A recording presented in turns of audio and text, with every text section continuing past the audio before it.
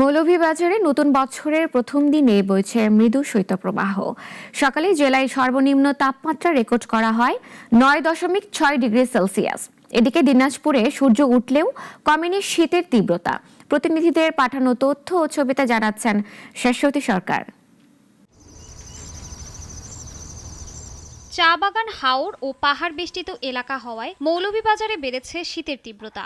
রাতে তাপমাত্রা কমে যায়, বয়ে যায় হিমেল হাওয়া। নতুন বছরের প্রথম দিনই জেলায় বইছে মৃদু শৈত্যপ্রবাহ। আবহাওয়া অফিস জানায়, সকাল 6টায় শ্রীমঙ্গলের সর্বনিম্ন তাপমাত্রা 9.6 ডিগ্রি সেলসিয়াস রেকর্ড করা হয়েছে, যা গতকাল ছিল 12.5 ডিগ্রি। হাড় কাঁপানো শীতে রাতভর ঘন কুয়াশায় ঢেকে থাকে রাস্তাঘাট। এতে দুর্ভোগে কর্মজীবী মানুষ। হঠাৎ করে ঠান্ডা পড়ছে আর কি, ঠান্ডা পড়াতে মনে করেন আমরা রিক্সা চালাইতে খুবই কষ্ট পাই। এখন ওই সর্দি, কাশি, তাপ খুব বেশি করি হয়। কাপড় অনেকটা লাগাইছি, 7-8টা লাগাই আমরা ঠান্ডা হবেন না। এদিকে টানা 4 দিন পর দিনাজপুরে দেখা মিলেছে সূর্যের। হিমেল বাতাস থেকে সামান্য স্বস্তি মিললেও চলছে শৈত্যপ্রবাহ। এতে বিপর্যস্ত জনজীবন। সকাল 9টায় জেলায় সর্বনিম্ন তাপমাত্রা রেকর্ড করা হয় 9.7 ডিগ্রি সেলসিয়াস, যা গতকাল ছিল 12.2 ডিগ্রি।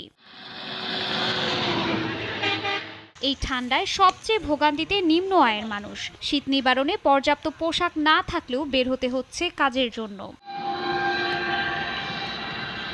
শাশ্বতী সরকার, নাগরিক।